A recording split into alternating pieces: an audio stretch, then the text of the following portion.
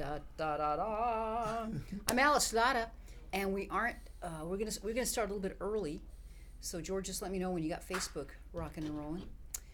I'm Alice Lara, and this is one of our guests, Sid de la Fuente with Carlo. How you doing? How's it going? Conser- Thank you for having me here. Oh, Hey. always welcome.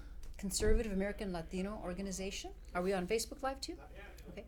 And he's going to tell us about that great event last night that we had, and that was with Jesse Romero, I should say. We're live now. Oh, Facebook. Hi, Facebook. Woohoo!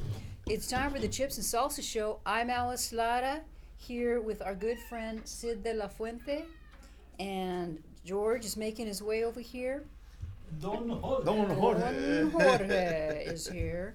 And you know what I wanted to do, because I always like to start the show with our good friend Ruben Obed, because he has El Señor de Puerto Rico. the best Trump song in Yes, the he does. whole world. He does. You know, doesn't he? Yeah. And so It is it's great. become a tradition that we play it whenever we start the show. So with no further ado, Trump, this Latino gonna vote for Trump. woo! Trump, this Latino gonna vote for Trump. Trump, this Latino gonna vote for Trump. You can clap those Yeah. to dance it on the There table. you go. For Trump, Yeah, for that's what you love. Trump. Let's get it straight. So Who am I gonna this is vote still my ringtone. for the man? Is it? Yeah. If you Well, that's ever good. call me, Uh-huh. this is what plays. Trump, Trump, Trump. Okay. So you're gonna vote for Trump.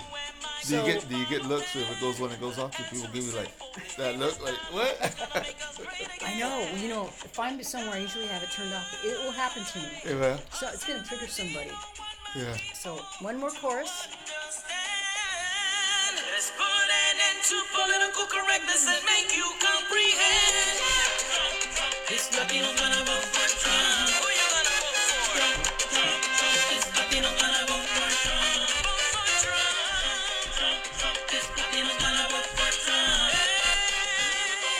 Anyways, Ruben Obed has a wonderful voice, and we hope that you follow him on his Facebook page. It's Ruben El Mejor. Or you can YouTube him. It's Ruben Obed, Obed. We have lots to talk about. I'll give you what we're going to do in the show today. First, we're going to start out with Sid, and then after him, we'll be talking to a candidate, Eric Sloan, who's running for the Arizona Corporation Commission. Okay. Don't worry about it. If you don't live in Arizona, you still should listen to the interview, because you will learn stuff. Every state has their own kind of Correct. Arizona Corporation Commission. Like New Mexico, I think it's a Public Utility Commission. Sometimes they're elected, sometimes they're appointed. Ours happens to be elected. So after we talk to Sid for a few minutes, then we'll be talking to Eric Sloan, who just walked into the room. Hey, Eric! Woo, you can hang out with us, whatever you can. And his right-hand man over there, Mark. Hey, Mark. Give a shout out to you. Thank you. All right, so first of all, before we get started, a little bit of housekeeping. Any birthdays, any announcements, George, real quick? No birthdays. All right, no birthdays? I don't Who think No forget any birthday. birthdays? Oh, you know whose birthday I saw it was today? Governor Jan Brewer's birthday. Oh, hey. Okay. Happy birthday. Happy birthday. Governor Jan Brewer, right on. We're going to talk to Sid first. And Sid, Okay. we should talk about that. Is it the gente? The gente. Yeah. Do That- you have the Yeah, information? right there. Oh, here we George go. does. George has it right there. Oh, we did have an announcement. Fiesta de la Gente, that's going to be this Friday. That's tomorrow, September tomorrow. 27th. Yeah. September 27th. And it's Fiesta de la Gente at Gentry Park. It's from 6 to 10 p.m., celebrating the diversity and heritage of El Mirage. This is Hispanic Heritage Month. I bet you Eric's going to be there. He might Yeah. be there. I will. You Yeah, will? well, All right. Great. right. Come and meet I may candidates. be in a luchador mask. There you There go. you Oh, go. No. promise? Take What pictures. about put you in the ring, huh? Like, Because they are going to have lucha libre wrestling. Yeah, they're gonna have some 14 wrestlers, 14 man. wrestlers. There's a beer garden. 15 with Eric Sloan. Yeah, 15. Number 15. $2 beers, $3 margaritas. And the Gentry Park is My bet's located. on you. Gentry Park is located at 14010 North El Mirage Road. So go there. Go there. And look for Sid. You're going to be at a We'll booth. be there. We'll be there with. I'll be there with Arizona Faith, Family, and Freedom Coalition. I'll be there with them at their table, and I'll also be with us. Joining us would be the Republican Hispanic Republican Hispanic. Republican RNHA. Yeah, Republican RNA, National National Hispanic Hispanic Assembly, Assembly. the Arizona chapter. Yes, the Arizona chapter. They will be there also. So it's going to be great. It's going to be great. Come and join us. Just say hi. How you doing? Come see what Carlos all about. You know, conservative American Latino. Come talk. Give us a hi, or hey, what are you doing there? What are you doing? You know, Harass him, me, whatever you you know, want. I mean, That's okay. I'm used as long to it. as he gets, We're used to being the harassment. So it's, as long as he gets attention. Yeah. I'm gonna give you a shortcut to remember RNHA because What? I had to come up. I always have to come up with shortcuts. What? It's RN, okay? So RN. like Republicans now, ha! That's There you go. RNHA. Okay, You're good. never gonna forget, right? No, never going to forget now. Republican National Hispanic Assembly. Yes, sir. I want to tell the people on Facebook that Facebook is, they're banning us from Badge of honor. from sharing to different groups that we don't control. We control about 5 groups, so those groups naturally get when we blast out. Plus, you're on Facebook. Facebook Live blasts us out. But it says here, stories from your page are not being shown in news feed. This could be due to activities from your page that don't comply with Facebook policies. So we're kind of like in Facebook jail. So if you have friends on your Facebook, you can share this program with them. So we're bypassing this Facebook jail program. So share to all your friends. Share. Because you're not in Facebook jail, we are. So Or if you're an admin of a group. It says the limit is temporary and it expires Oh, it's a Thursday, week. they went up a couple of days because at first they said Saturday. Now they're saying Thursday. Oh, my. yeah. They are mean people. They are mean Wow. people. But show them that you defy them by sharing to your friends and your family and your buddies on Facebook. Share the Chips and Salsa show, and we'll start a new trend. So it's like if you're an admin of a group, see, because a lot of times, like I share this to Legsit or Megxit and the different groups that there are, but I'm not the admin there. I didn't start the group. So that's what they're saying. I can't do that anymore. So if you are, maybe there's a group that you have, please share it to your group. And that's how we can respond to these guys. And we've been doing really good. Thank you, Chipsters. We've been averaging like about 1,000, more than 1,000 views a week. The show that we did with Terry Mendoza, who's from Republican National Hispanic Assembly, Arizona. We're like at 10,500. Sloan to share with his all. Oh yeah, we're gonna be up to like Yeah, we do all right. 10 million views. Yeah, okay, right. 10 million. 1 And million. counting. So thank you, George, for reminding us about that. So we appreciate it. By the way, too, a little bit of an apology. Last night, and we're going to talk about this event in just a moment. We were at Carlo, and we had Jesse Romero was a speaker there, and we did this wonderful live stream, and we went around talking. And Jesse was awesome for a couple minutes, and he was talking about things, and a lot of people. But accidentally, it got erased. So if you were watching with us, thank you very much. And I don't know who erased it, George, but somebody accidentally erased it. I was trying to share. Maybe they did it. Maybe Facebook They did it. could've Maybe been it wasn't Facebook. I think Facebook did it. There, I don't think it was George. No, I'm not going to take the blame. no, I could. Mikey did it. Mikey did. It was Mikey's fault. Blame it on Mikey. So, anyways, we're sorry. We're sorry about I gotta that. go get my glasses. Okay, so Okay. let's talk about Jesse was fantastic and He on was fire last He night. was on fire. He was talking. He was el pantalones de fuego. De juego. There you go. He was great talking. Oh, he just perfect. A lot of people after he got done talking, after we had the event, people stayed around, bought his books, bought his latest one, and talking with him, getting. I bought the insight. latest one. Oh, I Yeah. have it in my car and I forgot to bring it here. So do I. we're terrible. So, but it was that book. Now he was telling me was for 2 weeks #1 on Amazon. It's okay. So talk to the audience. Yeah. While I look up the name Okay. to get it exact. Do you It know was- the name? The devil in the city of angels. There you go. The devil in the city of And angels. there's a lot of devils in the city of England. Yes, and it talks about. I think he was talking about with that some of the encounters that he was saying that he had he is a veteran of the LA County Sheriff Deputy Department. Sheriff. Mm-hmm. So some of the things that he encountered while he was a sheriff, but he was on fire. He talked about we have a thing that liberals try to liberals do don't try. They are. You can actually see liberals taking out religion, taking out God, taking out other platform, taking out everything. So my organization, we brought in Jesse Romero, who is a great Catholic evangelist, radio host. I got a shout out to him for you can listen to him on Virgin Most Powerful Radio. They are expanding to another, from what I just read, they're expanding to another 14 stations. That's awesome. Radio stations, That's which is great. He has that program, the Terry and Jesse show. 911 is also on that program.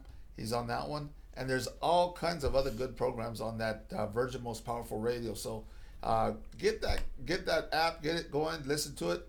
I'm telling you, you will not be disappointed. Jesse, especially with Jesse and Terry, they talk about everything from the church, the Catholic Church, to the Vatican, to what you did last night. He did talk about the Vatican and talk about walls, the wall around the Vatican, and he talked about that. He talked about all kinds from politics on down. But in reality, the reason we brought Jesse, Carlo got Jesse, is because church and state, they say church and politics don't mix. Church and politics don't mix. But in reality, church and politics do mix. They do mix. They do go. And Jesse was on fire explaining how they mix together and how it goes together. So. And the point too that he was bringing home. I mean, you don't necessarily have to be a Catholic to come listen to him. Correct. He says, Protestant Christians, we all have to band together because we have to fight. We have to be our soldiers of the Lord, and the left keeps trying to take God out of everything. And he, in his other book, Knocked Off the Donkey, Boil No More, he was reading us from his pages, and if you look at the history, there's actual years this happened and this legislation happened. Little by little, they're knocking out prayer from the schools, no pledge here and different things like that. But the whole point of it was really good, and it really made you think this is more than just a political war. Mm-hmm. Because where do we actually get our rights from? They come from God. They come from God. They come from, and where did we get some from God? They come from our forefathers weren't too far off as they building the Constitution and making the Constitution declaration. But they weren't too far. You see most of the pictures that they take. What do they have in their hand? They have Bibles. Bibles. And he talked about too how the left. There was a big divide in that if you're okay with infanticide, actually, almost, yes, in the preborn mm-hmm. being killed. Well, we're not okay with that. We aren't, and that's a big difference between the right and the left. If anything, if he kind of gave it a good example, if you had a liberal who was a JFK, okay, if you had a liberal at JFK said, and kind of compared it to both, they were just JFK, but yet everything was great, but the only thing he had was that he believed in abortion. He believed in it, and he believed in just killing. So that one issue, which made me realize something, and when he realized that, and he brought it in time, the other times when God in the Bible, Sodom and Gomorrah, and all those Aztec warriors, and killing babies. You don't see that generated that group around no more. Why? The main thing is because of the killing of innocent children, innocent child. Because in reality, it made me think, do you understand that child? You never know. That child that's going to be born, you don't know if that child may be the one that's going to even find a cure for cancer. Be the scientist that's going to cure cancer. Be a scientist, or they say, or something big, or make a difference in this world. Well, and it's not really, it's not ours to decide life and death. To decide life and death. And then the argument is always, well, what about capital punishment? Well, that is not an innocent life. No. if you have, capital punishment, you've got to go through a trial here in the United States.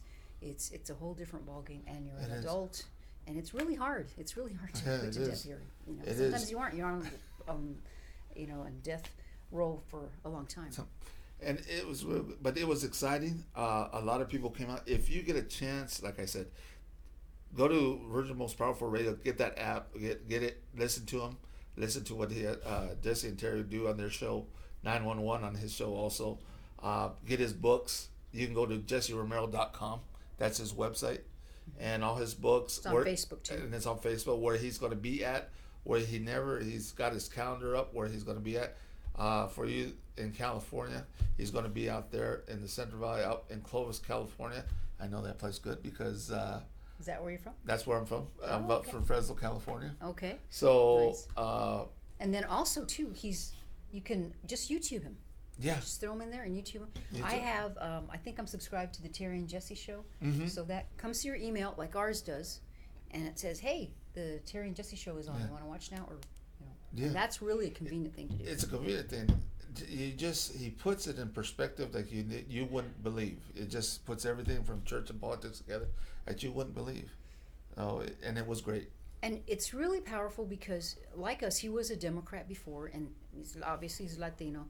And you just, until you start finding out knowledge and find out for yourself, don't believe anything that we say. Yeah, there If you you're go. watching us and you're saying, and we have our trolls, which I wear them as a badge of honor. Ah. If you guys have enough time to come trolling us on our site, cool. I think that's That's a good- That's good. It's a yeah. badge of honor. But don't believe what we say for anything. Do your Yeah. research That convince yourself of knowledge. And that was something, when he said that was because that's how I found out. That's how I found out. Growing up, it's like he even said, Latinos, we grow up in that Democrat. We grow Mom up and Dad's into a it. Democrat, so I Mom guess and I'm a Dad, yeah. So I guess that's what we're going to be. That's how we're going to be. And we're very that. loyal Yeah, people. very loyal Culture. people, and a very local. That's how I grew up until I went and heard people talk, heard people like Jesse talk, heard other people talk. And then I said, well, and then one day, which my dad, God bless him, he told me, he always told us, growing up, there's always two sides to a story. Yeah. Two sides to a story. So when I started to listen to politics and get into politics, there was two sides, always two sides. So I started also investigating, looking, reading, researching. What does this side say? What does this side have? And come to find out, as a Latino, hey, I have more in common with the Republicans than I do with the liberals. It's like, okay, Oh yeah, and for Yeah. me it was going to C-SPAN, and it's just watching everything that was happening down in D.C. And I thought, Democrats are saying this, Republicans are saying that. Wait a minute. I am not a Democrat. Yeah. It's like a big giant light bulb goes off in your head, and you figure it out. So, like I say, don't believe what we say. We just appreciate that you're giving us the time of day and you're actually watching us. true. And I think George sometimes he does the Facebook, so if you want to talk to us, that's how you can talk to us on Facebook. Okay, great. So your organization, Galo, you got some new Galo? members last night. Oh, we got two new members. We got two new members came up, and they were excited. They were, where'd I sign? Where'd I go? Where's the paperwork? Here it is. To go. So, which was great. Can somebody join on your online? No. I haven't had that set up yet, but I will get that set. If you want to join, you can send me an email. You can send me an email at get. Matter of fact, go to our website. It's olatuque.com. OLA, no O-L-A, H. no H. I did He had to be difficult. difficult. Yeah. Had to make you think. He wants to help you think. There you That's go. what it is. There you go. So you put that olatuque.com and go to our website. Matter of fact, this weekend I'll have all the pictures up from the event. Nice. Yeah, with Jesse signing books and Was things that going on. recorded? I should have asked you. It was. I didn't get it recorded. That was the only thing that we didn't get it is recorded. We took a lot of pictures. Took a lot of pictures with Jesse. The people that were there, I took pictures of them. So yeah, there's a lot of pictures though. A lot of, and I think, like they say, and hopefully pictures are what they say. Pictures are worth 1,000 words. There you go. There you go. Absolutely. No, So, it was a really good event. it was gonna- Congratulations. Thank you. That's a great way to kick off and It was get ready great. for 2020. Get waiting for 2020 to get Trump in the office and get truly concerned. I gotta hand it to Josh Barnett. Barnett. He was there last night, and he went up and he exactly said, "This is what we should do. This is if I went. This is how I would run. My faith." He's running for the congressional district. He's been on our show. Yeah. 6-7. So, and he is one to say, "This is what I believe," and he publicly announced what he believed there last night. And what he believes is the Christian values and religious values, that we should have the religious freedom. And he didn't. Let's put it this way, he didn't hesitate to say it. He didn't hesitate, and he was openly and proud to just say it. So. And it's Josh Barnett. You can find him on Facebook. He's running in Congressional District number 7. That's mine. And he'll be running against most likely Ruben Gallego, because I don't think anybody's running on the Democrat side against Ruben. So if you want to help him out, please go to his Facebook site. And we have him on the show. We have him booked, I think, for next month. So we have a lot of stuff going on. Okay. Before, I know you got to get going. Yeah, I got to get set up. We got some bad weather going on, so we want to make sure you don't get stuck in a storm like I almost did last night. Anything else? When's your next meeting? Our next meeting will be around October 25th. I'm getting a place lined up. The place that we usually have our meetings is booked. So it was at the Buckeye Library, where they had a side office that we could use, but they got it used for something else that day. So I'm looking for another place to have it, but I want to have it on. So if you have a place in Buckeye, if you have a place in Buckeye, let me know. Yeah. Since I got your microphone, Yeah. No problem. But you'll be at Fiesta that But tomorrow. We will be there. I will be there tomorrow. Fiesta La Gente. There'll be other people with. Just look for the shirts that say Carlo, and bright yellow shirts. Bright yellow shirts. You can't miss them. The only one that's not bright yellow would be mine. Unfortunately, mine's white. I got it white, and that was the first one. The reason being that was the first one. It's not brown. It's white. It's brown. I'm not biased. But yeah, go and find Sid and Terry Mendoza's there. Terry Mendoza's there, and just come hang out. Come hang out, see what we're all about, and have some fun. Just have some fun. We're there to have some fun also. And as you all know, the regulars has an open invitation, so I'm sure he'll be back, and we'll just keep you up to date. So thank you very much. Thank you very much for having me here. Great event last night. It was Thank wonderful. you. It was wonderful. And be safe in the storm. So yes, I will. All right, so now he's going to trade. I'm going to trade right now. With Eric. All right, as you come. So. Okay. We're a little cramped. Hold on, we're a little cramped here. Still get stuck. It's like you know, okay. I'm not a small boy. Okay. That's why they put me in the middle, because I'm the shorty. So, the next person we're going to have, and by the way, I forgot to mention, after Eric, we're going to be talking to our old friend, the incredible intern, Armin. So you can hang out for that. Thanks, Sid. Okay, you take care. Okay. Take care. This is a challenge, Eric, to get in here. Oh, I can do this. This is no problem. We have his wonderful banner. We got it up here. And his family. Right on. Yes, it's a very good picture of my family. Thank you so much for hanging out with us tonight. Thank you. Ladies and gentlemen, we're so proud and honored to have we bring to you as many Republican candidates as we can. And Eric Sloan is running for the Arizona Corporation Commission. That's going to be the 2020 election. Yes. And just before I introduce you officially, I just want to remind our audience, most states have something like this. New Mexico has the Public Utilities Commission, I believe. We have the Arizona Corporation Commission. There are five that serve on the Arizona Corporation Commission. They kind of stagger the terms, so we're not always electing 5 people each term. And Eric he's going to happen to run for the 2020. And they cover a lot of stuff. They cover electricity, utilities, railroads, I think, transportation. Yes. I mean, and he's going to tell you all about that. So what I want to say, though, if you're like, I'm not in Arizona, I still want you to watch. You know why? Because you're still going to learn a lot about stuff, because we are connected. Even though we're Arizona, connected to California and New Mexico and different places. So we hope that you will continue to watch. All right? And after we have Eric, then we're going to bring in Armin, our incredible intern. All right. Plus, if you don't watch, you'll miss some good comedy. You will. Yeah. You will. We're going to tell jokes here, too. Yeah. Are we good? Maybe not. I'm glad. And maybe some of them will be funny, maybe not. So I want to ask you, I'm sorry, you're going to say All something. my jokes are funny.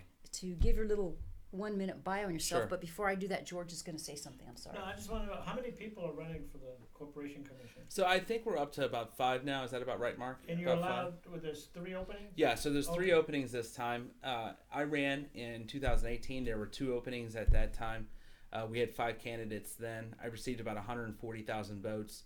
I was a first-time statewide candidate, so I raised very little amount of money. I had about $8,000 for voter contact. So when you do the math on that, it's about 2.5 cents a vote.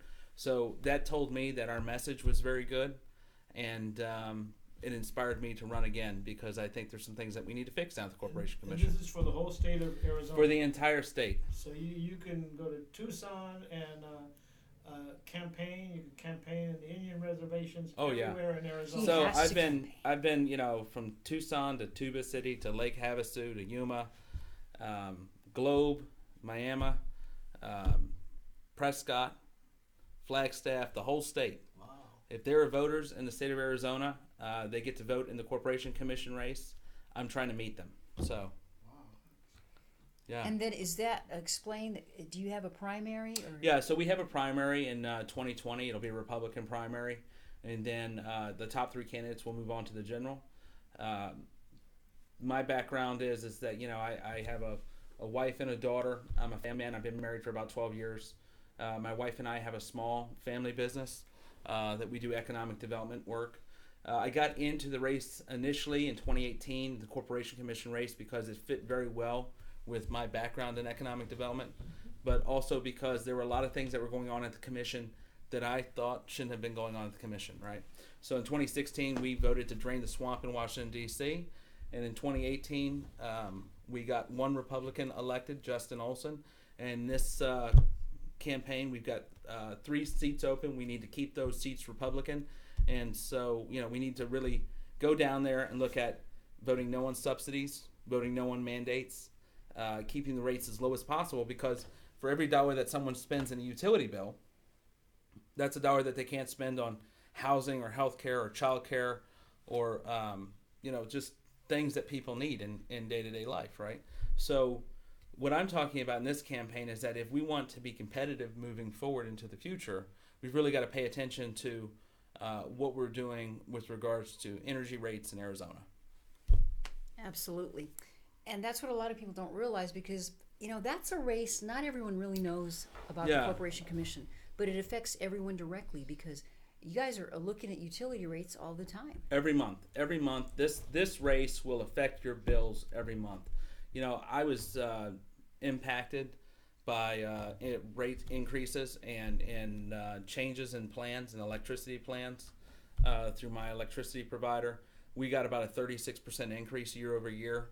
From what we saw. Places like Ajo, the water company there, you're talking about almost a 300% increase. In EPCOR areas, you're talking about a 35% increase. And this is not a staggered increase over a period of time. This is, one day it's this rate, and then the very next day the increase kicks in, and you're off to the races. And so what I'm saying is that utility rates are like taxes. We need to keep them as low as possible because people don't have an option whether or not they pay their utility bills. They have to pay for what they use. And then that's a very important concept, right? So people use it, they have to pay for it. But what the regulator should be doing is advocating for Arizonans at the commission to make sure that the rate is as low as possible, that the energy is delivered as efficiently as possible, and that it's as reliable as possible. And, and energy is changing also because we have electricity and we also have solar. Solar is a Right. big deal. So that's why we talk about no subsidies, no mandates, because one of the things that we don't want to do is put ourselves in a position not to take advantage of a technology that may come online a decade from now or 2 decades from now. Solar panels weren't as efficient 30 years ago as they are now. Solar, as an example, has become one of the lowest cost energy to create, right? Mm-hmm.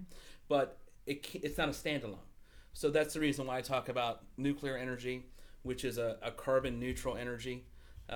Battery technology is continuing to evolve, so that's something that we want to look at and take a strong look at. But we really don't want to put ourselves in a position where we've mandated something or we've subsidized something and then we put ourselves at a competitive disadvantage because of that. So, what would you tell someone if they say, well, it's very nice you had an economic development background or anything, but what makes you so qualified that you think you could really do this job? Yeah, so what makes me qualified to do this job, first and foremost, is the fact that in 1993, my mother moved us to Arizona. She moved us to Arizona from the Commonwealth of Virginia because she had gone back to school to help people with drug and alcohol addictions, but she couldn't find a job in Virginia. She came out to Arizona. She had bought $1,000. She had gotten a ticket at graduation. She had won $1,000 on that ticket. Oh, really? So she came to Arizona on vacation. She ended up buying a house in the middle of a cotton field. She moved our family here specifically because this was a good place to raise her sons. And she said Arizona was a land of opportunity. And, as a father, as a business owner, as someone who understands economic development policy, I instinctively understand what people are going through when they open up their utility bills, because I myself am that person. I've gone through that. I know what that's like to look at bills and try to figure out how are you going to pay them, right? And so I think what we need on the commission is someone who can go down there, who can call the balls and the strikes, who can advocate for Arizonans. And what really puts me in that position is my economic development background, my educational background, the fact that I've run a couple of successful businesses in Arizona, the fact that I am a husband of 12 years and a father to a 7-year-old, a beautiful what were the businesses that you had? 7-year-old and a beautiful wife. You can see his poster up there. What were your businesses that you had? So we have Sloan Lyons, which is an economic development firm, but also I've been very fortunate to be able to buy residential real estate, to rehab those properties, to maintain them, and then to rent them out also. Mm-hmm. And so a lot of that is with regards to a lot of that stuff you're talking about, different metrics when you're looking at those types of things. But the commissioner's top job, the number one priority for a commissioner, is to make sure that they're looking at what rates are coming in front of them and try to understand how is this going to impact Arizonans. And if it's good for Arizonans, we need to do that. And if it's bad for Arizonans, we need to not do that. And the commission has moved away from that. The commission, I don't think, always looks at what's in the best interest of everyday Arizonans. And that's what I want to do. Another thing I want to talk about real quick is rural Arizona. Rural Arizona gets left out in the cold. And we have a lot still. We've got 80% of the state's population in 2 metropolitan areas. But when we're talking about broadband, okay, as an example, folks who are connecting to this show online, if you live in Prescott, Payson, Globe, Miami, if you live anywhere outside of a metropolitan area, broadband's a big issue. And that's something that the commission has a great amount of influence on with regards to working with the federal government, working with the state legislature on expansion. And that's something that absolutely has to get done. Rural Arizona needs a champion on the commission. I do have a rural background from my time in Virginia. My family were cattle farmers. They call them farmers in Virginia, not ranchers. But, I understand how that's going to impact future development opportunities, economic development opportunities. You can't be a part of the 21st century economy and not have access to the internet. That just can't happen. So what we need to do in Arizona is, if we're going to be the vanguard of the United States economy moving into the second and third decade of the 21st century, we need to make sure that everyone in Arizona has internet access, and that we have infrastructure in place for rural Arizona to grow. And I presume that you mean access to the internet. Yeah. And not, just pay for free internet for everybody. No. I No didn't want it to come subsidies. across that way. No subsidies, Right. no mandates. What I'm talking about is we have a critical shortage of access in those communities. As an example, in Payson, I've been endorsed by the mayor of Payson. One of the reasons why he's endorsed me, I have several endorsements, but one of the reasons why he's endorsed me is because we sat down and we talked about a situation that happened in Payson where a young man was on a motorcycle. He was hit. People were trying to call in 911. The cell service in that area malfunctioned, and they had to physically transport him from the scene, and not an ambulatory service, but Good Samaritans had to transport him from the scene. that's a big problem. We And take it so, for granted because we live in the big city. Yeah, and when you live in a have that metropolitan, it's it's second nature to you. Right. You log on and it clicks on. But if you live in a rural community, you can't always have that access. My wife and I live in Scottsdale, and we also live in Prescott, and we consider both our hometowns. And I can tell you that the internet access in Scottsdale is much better than the internet access in Prescott. And people who live in Prescott shouldn't be at a disadvantage just because they live in a rural community. So you probably have a landline in Prescott, I bet. Yeah, we do. Absolutely. People don't realize, but the Arizona Corporation Commission also does a lot of different things, transportation and railroad. What's one of the things they probably thought? Really, you guys handle that? Yeah, so a couple of different things. So we do railroad safety, right? Pipeline safety. Utilities is what the commission is known for the most. We do the incorporation documents for companies in Arizona. That's something too, right? So when we talk about moving at the speed of business in Arizona, that's something that has been thrown around a lot. But so, for example, you have if you have a corporation, you've got to have paperwork with you Yeah. guys, and they get to process it. I mean, it's a big deal. it's a big to do. And as somebody who started a couple of businesses in Arizona, it should be a much more streamlined and efficient process. We should have 24-hour approval, right? There are other states who have 24-hour approval. And so, we should be able to take in those documents, review those documents, approve or not approve those documents in 24 hours so that business owners or people who are trying to get their businesses off the ground know where they stand with the state, right? So that's one of the things that the commission does. Another thing, you were talking about something that the commission does that maybe people don't know. The commission has an investigative role with regards to financial crimes. And, one of the things that I've talked about on the campaign trail is that Arizona is home to a lot of retired folks, right?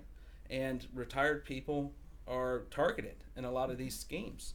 And so, the Corporation Commission has to work with local law enforcement to make sure that the paper trail for these financial crimes is airtight so that when it gets sent to the Attorney General, they can get a conviction. I never really thought about Yeah. that. And so also they level fines on bad actors with regards to investments. That's another thing the commission does. And so, we need to be very tough on financial crime, and we need to send the message that Arizona is not a place where you want to break the law. How are we doing on that in Arizona? What do you think? I believe that the commission is actively doing a good job. I mean, they are investigating things. They are convicting people. They're tracking down folks with local law enforcement on those issues. And I think they're doing a good job. Good. That's good to know.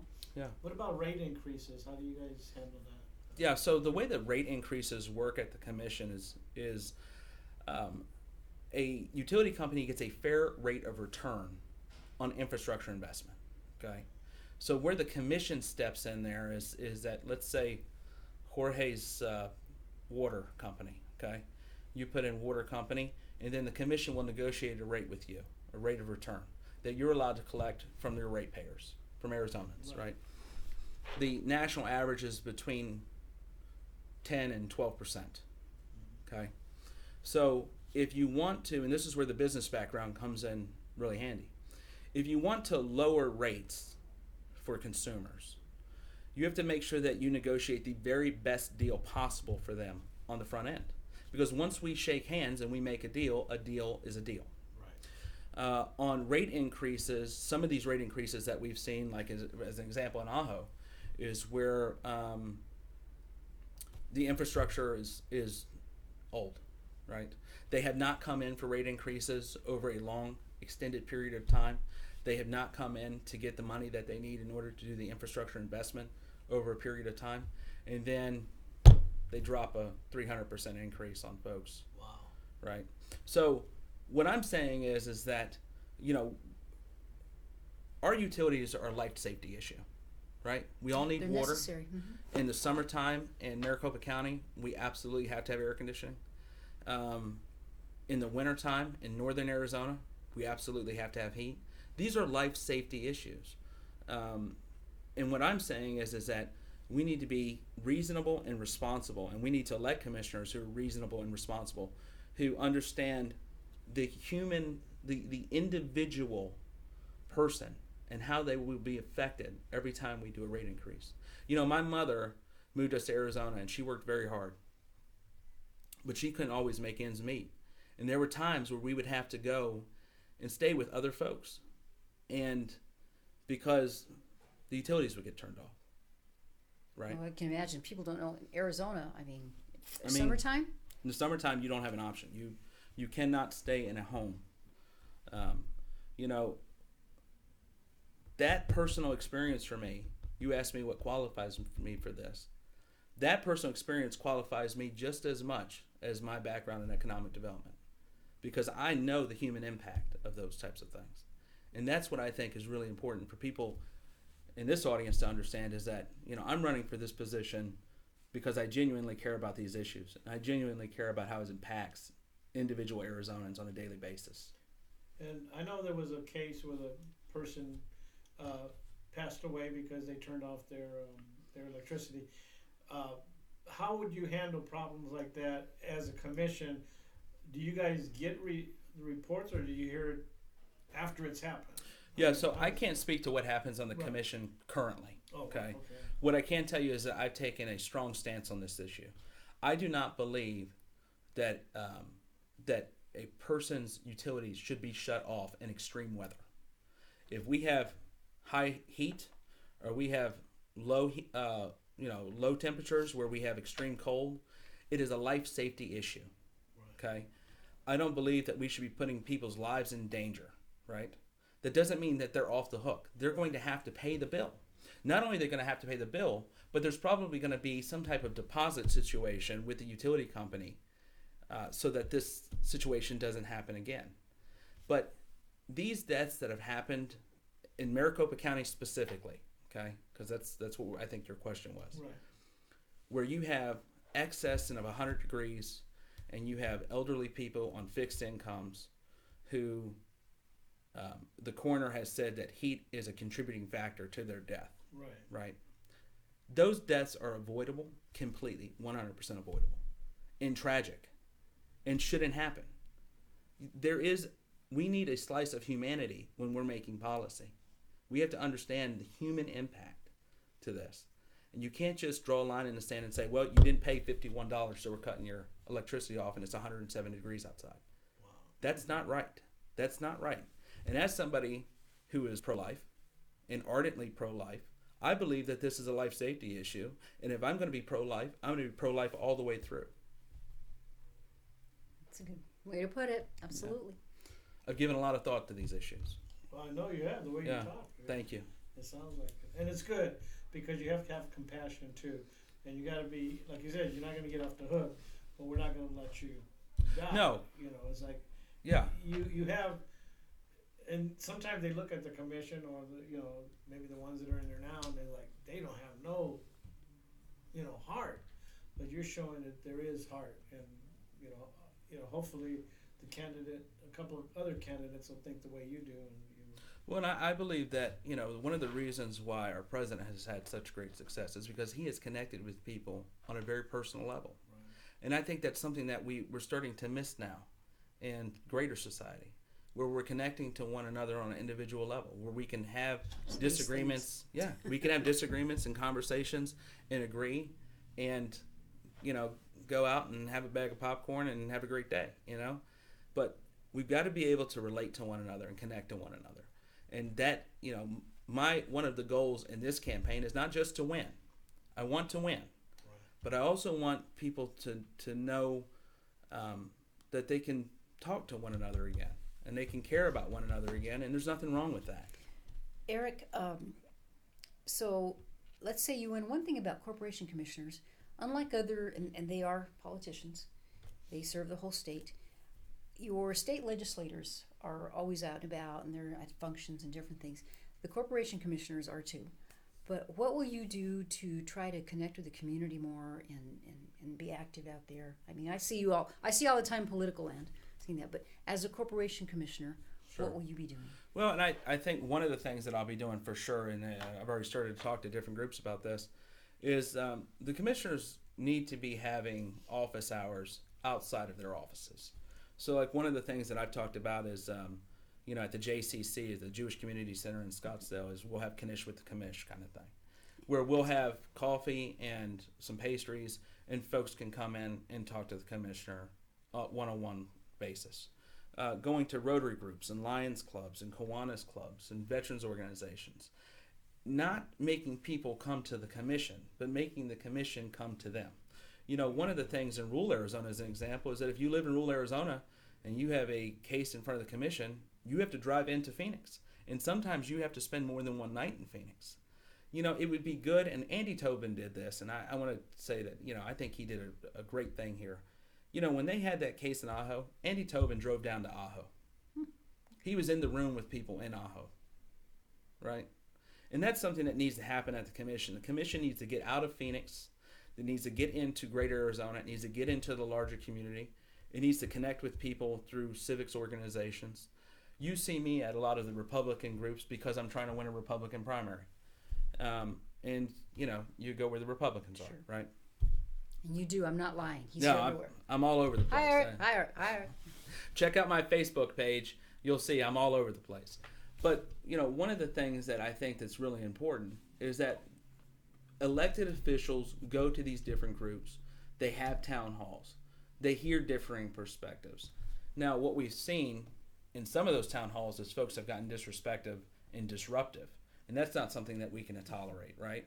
We're not going to tolerate people disrupting or disrespecting folks. That's not okay. But if you get into a room full of people who have genuine concerns, like I was at a water meeting in Santan Valley. These folks are genuinely concerned about the water quality in Santan Valley.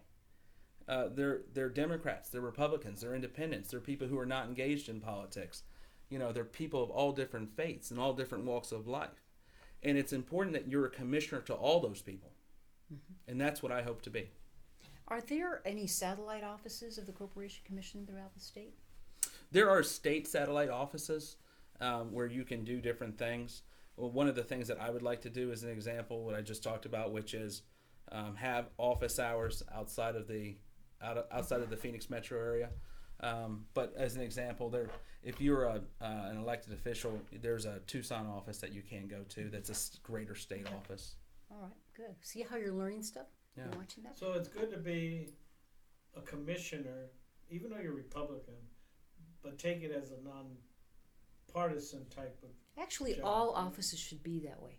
Because even if you're a Republican or Democrat, you still represent your constituents. Okay? Right. 'Cause So you're a Republican. I'm a Republican. I have But- conservative principles. But when you're sitting on that table, it should be more nonpartisan in the decisions that are made. Right. So that the Democrat might have a good idea, and you might like the idea. So there's nothing wrong with that, idea coming forward and being presented. I think that's what Energy policy is a bipartisan issue. Okay. Right. There are different approaches to how we get to that policy, right? There are things that Democrats want and there are things that Republicans want. But what I'm talking about is a commissioner that calls the balls and the strikes, who calls it right down the middle, who's a commissioner to everybody, who understands that when you're talking about water rates, when you're talking about energy rates, when you're talking about regulating pipelines and railroads, when you're talking about enforcing the law, that is applied evenly to everyone and that everybody is benefited from that, because the communities that the Corporation Commission affects are communities with all different types of perspective, and you need to be able to do what's best for the entire community. It's a big office with a lot. It's almost, to me, like a third branch of government, because we have, of course, our Fourth branch. fourth branch, okay, our legislature. But people forget about this. Yeah, And so these often- are, we need, like I say, water, electricity. These are crucial things that we need. Often the commission is called the fourth branch of government. It is a deliberative body. It has a judicial capacity. It has an administrative capacity. It has a law enforcement capacity. The founders and framers, the founders of the state and the framers of the Constitution, the Arizona Constitution, this office is not directly elected in the majority of states. But what they foresaw was a backstop for Arizonans to be able to have a active and vibrant voice in these negotiations and in these conversations. And do you think that we should add more commissioners, or should it stay the same at 5? Do you have any opinion about that? It's been 5 for a long time. I don't see any reason we should be changing the Constitution to be adding new elected officials at this point. I think that the Constitution has served us well, and we need to follow it. And as long as we follow it, we're going to be on the right path. And stay as elected positions as well? Yeah, I mean, the Constitution continues to make them elected positions. If there was a voter initiative to change the Constitution, then I would have to take a good look at that. But at this point, I think running for office and running as a Republican for office, I hope that folks will vote Republican, and I hope they'll vote Eric Sloan. Okay, we got a few minutes left with Sure. Eric, and I want to ask, because I think people forget about this very often. Water, as you were talking about, water is a big deal. We had some rain today, and we're like, yes, we need the rain. We're happy to have it. And there's, if you follow Arizona, we've had things go on with California. We actually do have water here in the desert. We do. So maybe touch on that a little bit. So what the commission does is regulates water companies. Okay, water policy, for the most part, gets done at the federal, the congressional, and at the executive branch level here in Arizona. At the commission, what we're trying to do is make sure that water providers are providing safe and clean and reliable water sources to their customers, right? A lot of folks have a misconception that all these water companies are big utility companies. There are water companies in Arizona who have 18 customers. I didn't know that. That's it. That's all they have. 18 customers? There are some companies that have They have a 32 well? customers. There's also co-ops in Arizona, as an example. Co-ops are incredibly important to rural communities and getting energy to those communities. And in co-ops, everybody is an owner in a co-op, right? They all share the cost of administrating the co-op. It is a very efficient system, right? And so there are a lot of different things that come into play with the Corporation Commission. But the number one thing that the commissioner has to do, whether it's power or water or safety with regards to railroads or pipelines or financial or administering the law and financial crimes, is to do that in a way that's in the best interest of Arizonans. And I think people feel, to a large extent, and rightly so, that has not always happened at the commission. And that's the reason why I decided to run, is because I did not like what was happening at the commission. I knew that I could do something to change it, and I decided to put my name on a ballot in order to do that. And the only thing we didn't get to touch on that we probably should have is climate change. But maybe you can come back and we can talk some more about that. Well, the election is, we have a primary election in August. We have a general election in November. My name is Eric Sloan. I'm asking you for your support. I'm a clean elections candidate, which means I am only taking donations from individual Arizonans. I'm asking you to please go to my website, ericsloan.com, ERICSLOAN.com. There is a link there where you can go on, you can click the button, you can donate $5. If 1,800 Arizonans... Any registered Arizonan, right? You don't have to be a... Any registered Arizonan.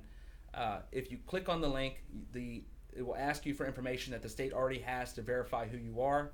1,800 Arizonans, when 1,800 Arizonans contribute, the state will then give me the money that I need in order to run for elected office. It will also, in the primary, then in the general, on day one, I will have resources to win the election against the Democrats, because again, this is a partisan race. And so what we really need more than anything is to make sure that we're electing Republicans up and down the ballot, and that's what I'm trying to do. So again, ericsloan.com. We just redid the website. It looks terrific. Please go, donate $5, sign my petition. I would really appreciate it. Because we want to keep Arizona great, right? That's right. Keep Arizona great. That's All right. right, you gave him your website, you're on Facebook, and he's out in political land. So if you're out in political land in Arizona, you will see Eric. Oh, yeah, you'll see me. Because he's everywhere. I don't know how he does it. Just he's everywhere. He really is. Are you a precinct committeeman? I am. I'm a state committeeman in LD 24. 24. Yep. What's 24? 24 is actually here. We're actually sitting in LD 24 right now. It goes from Yeah. Phoenix to Scottsdale. That's right. The Barry Wong's area. It is Barry Wong is the chairman there in 24, and so this is my district. Right here. You're home. Here we You feel are. very, very much at home, right? Yeah. Good deal. hang my coat. All right. Well, thank you very, very much. Do you want to hang around and get your banner? Can you wait till we finish? Oh up yeah, with no, our there's a meeting next door that I'm going to stop in and say hello to everybody. They've got an executive, what's it called, Mark? EGC? Yeah, they've got a meeting next door, so I'm going to stop by there and see a bunch of friends. But yeah, no, absolutely. I'd love to Okay, stick great. around. So Thank you after so Joey- much for having me. Thank you very much for Really, coming in. Good truly luck an and honor. come back. Thank okay? you. Come I've back again. I've watched your show since the beginning, so it's quite an honor to be you. on the show. You're a chipster, Oh yeah. right on. Oh, yeah. Okay, well thank Full you. on. Appreciate Yeah, we've that. been wanting you to be on the show. Yeah. Oh yeah. I've been telling you, we're gonna get you on the show. So come back. All right. And we'll see. We're going to have maybe a celebration in November of our 5 years. So we'll have a big party. We'll let you know about it. Come hang out. All right. I'd love to do it. Okay. Okay. Thank Can you I so exit much. stage Go left? ahead and exit, and we're going to switch with Armin here. Aha. You Very guys good. are just going to do a little switcheroo. Sorry, we're kind of cramped here, but we do it. Right, Mark? Terrific. Thank you so much. So that was Eric Sloan. He's running for Arizona Corporation Commissioner. Then we're going to call Armin in here, our incredible intern who has not been here for a while. If he can hear us. He's back. You're up. He's back. George, what am I doing wrong here with this mic? Here we go. It's not. There we go. Okay. Armin is back. Those of you who followed the Chips and Salsa show, do you remember this face? Remember this guy? He's back. We're so excited to have him. And we wanted to spend the last 15 minutes of the show with him because he's been having adventures for the last year. And yeah, now he's yawning. And we wanted him to I'm tired from the share that. adventuring. From your adventuring, huh? So, Armin, you've been to China? Yeah. Oh my goodness. George's having some sound effects here. So I know you've missed us, right?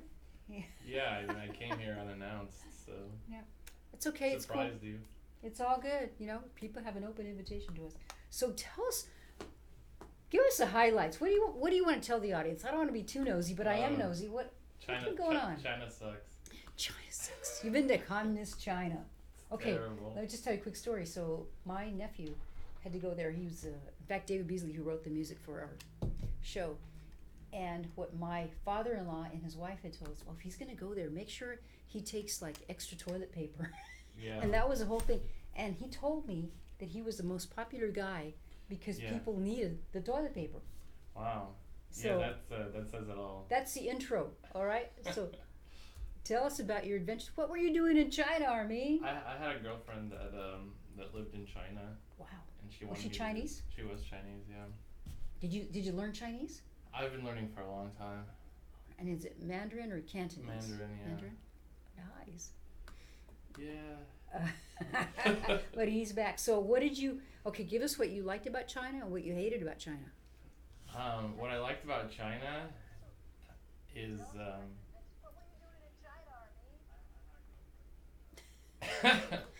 Sound okay, well, effects. I guess that says it all. I like Hong Kong, Macau, and Taiwan. I just don't like mainland China. It's where there's not a lot of freedom, and you know it doesn't just affect like what you can do. It also affects people's attitudes. There is a lot of selfishness in China. Do you think that's a survival mechanism? Yeah, it's a survival thing. It's what happens when you when people have to survive, and like if you can't have self-expression, then you kind of have to play a role, play a character. And you know, if you're just playing a character, you're not really being yourself. I feel like, you know, you might not have your own sense of morality because you're not yourself. You're just this character, and so people will just do what they can to get ahead, and that results in a lot of bad stuff. So China has a really high PPP. What's that? What is that? It's that's a good question. It's like GDP, but GDP has some issues where you transaction rates, it doesn't like take into account things like that. So some people consider it more accurate. So like according to PPP statistics, China's the most successful country in the world. And I prefer PPP over GDP. But one of the flaws of PPP is the quality of goods is not evaluated. So So it China, might be mass production, but not necessarily. yeah. a good So product. so one example of that is like I've been to McDonald's in in America, in Mexico, in Taiwan, in Japan, in Indonesia, both Bali and Jakarta. I've been to McDonald's in India, and the only time I didn't enjoy McDonald's, and I eat McDonald's a lot, like at Is it least junk one. food junkie? Probably haven't gotten to like there probably hasn't been a month in my life where I haven't gone to McDonald's. But the only time I didn't enjoy McDonald's was in China because the quality, McDonald's, even like I went to India and I got a chicken sandwich and it tasted just like it does here, Like chicken. But the one in China, I'm like, this What did it taste like? uh Were you afraid? I wasn't afraid. I was just like, that's China. Even the fries don't. The fries were also disappointing. Really? Okay, so do you have American sodas there? They do have American sodas. That's I think that tasted the same if I recall. That's So what's the interesting. why do you think the quality of the food is different? Because the quality of everything is different in China, because people will cut corners to make money, Wow. and so Is there like less quality control? And Yeah. who cares? You well, not less quality control, just no quality Just- control. Well, I had this like game where I would see something that looked like amazing in China, or it looked like good, like quality, and I'd be like, or I would like try to like, all right, now let's take a look at it from every angle and try to see where the massive like flaw is, because that was basically the thing. It's like it's kind of like the Wizard of Oz, where you eventually find out, oh, there's a man behind the things. This isn't actually as great as it seems. It's just an illusion, and that's the country in a nutshell. And that you're talking about product itself? That you would look at a product? Like everything, buildings, transportation, like they have like the world's biggest rail system in Beijing, but it just seems really, really poorly designed. Like I think they never had any foresight. They're just like, all right, let's build one, let's build another, and so you have like 20 of them, 20 different rail Do you feel lines. safe on their stuff? Do I feel safe? Yeah, I generally don't think of like I it's very rare for me to feel unsafe, I think. But one of the interesting things about China that I found out is that people feel really safe because the news media isn't allowed to report things. And it can be like ridiculous. Like people will start like knifing each other in the street, or like someone might pull out an axe and start hacking someone to death because they don't have guns. So they're safer. So they're safer, yeah. They're safer. Gun-free zone. And this is really terrible. Like, what happens is they don't have school shootings, but they have school knifings. But it's not what you'd expect. What actually happens is an adult who's like really bitter about their life, because in China, children are very important. Like children are like your legacy, your future. And if someone feels like they've gotten a bad like their life isn't going so well, and they get really bitter, they'll go to a school with children, and they'll start knifing Oh children. my god. Wow. And you won't hear it on the news in China. You'll only know about it on like if you read BBC or Very whatever. controlled. Mhm. And then the Chinese will think, oh well, we're safer than America. We don't have all these school shootings. So it's like It's a really good point. People don't really talk about that very much. yeah. So as someone who cares about China, I just want to say Trump is doing the right thing in the tariffs. And I mean, in one case, it's I mean, we don't have to talk about this, but I figured Please it's do. related. No, that's good. So in a way, the tariffs are important because China has been cheating a lot. The other way that the tariffs are important is like, and I feel like it's more important. This other fact is more important, is that it hurts the Chinese economy, and the Chinese economy doing well is what the communist government uses to justify their rule. And people are like, well, maybe we don't have these rights, but we're successful. And so, like, if their economy starts to suffer, then there's hope that, people will start being like, okay, well, this government is not legitimate. So. And what about the people in mainland China versus Hong Kong? Do they see what's happening in Hong Kong and say, well, we can be a little bit freer over here? Yeah, because has that they're had an free impact? in Hong Kong, Good question. and then they're waving the American flag in Hong Kong. Yeah. So basically, there was I was following it online, and someone was saying how their parent is like, they're very angry at the people in Hong Kong because the Hong Kong are they want freedom and like democracy, and these aren't like Chinese values, and like they had a taste of the culture before, and then China took it over, and here we are, right? Yeah. So a lot of people in China are very much against Hong Kong. Wow. They think the Hong Kong people are racist. They don't want to be part of mainland China. And even worse is the government, it keeps spreading lies that, this is the West is trying to, destroy China by like supporting the people in Hong Kong. And the American flags that the people in Hong Kong are waving doesn't necessarily help that. Although the reason that the people in Hong Kong have the flags is because they're calling to America for help. Right. Like, it's this really ironic thing where you have people in America calling Trump a fascist or a dictator, and then you have people in Hong Kong who are like being threatened by a fascist dictatorship, whatever. A real fascist. Yeah, and really the only person that is willing to help them, that has the potential to help them, is Donald Trump, because Obama didn't really care about China. Bush didn't care about China, and it was a Republican that, restarted the ties with China. It was Nixon. Right. Ronald Reagan wanted to actually undo that, but like they like his staff was like, no, stop. They stopped him.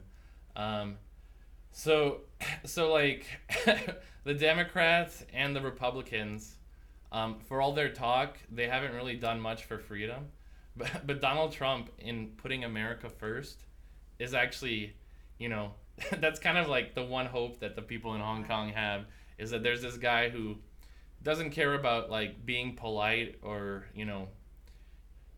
following like global trends and just being like, all right, well, that country will do what they want, the most important thing is unity, so we'll tolerate, human rights abuses that a country has.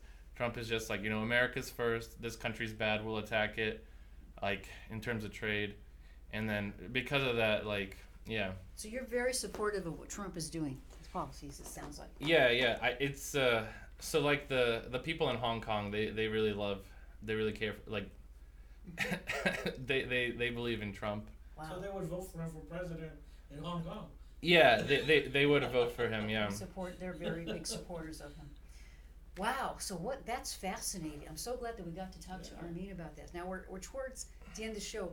What we're hoping is that you'll be returning every once in a while. Yeah. And come whenever you can. Yeah. And then when Armin does come, because this is a world traveler, as some of you may know that follow our show.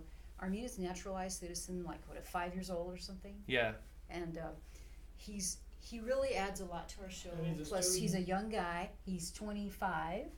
You're getting your doctorates Yeah. in physics. Yeah. Right? I mean, so Physics. Woo. he's kind of got one of these brains that I don't have, a scientific brain.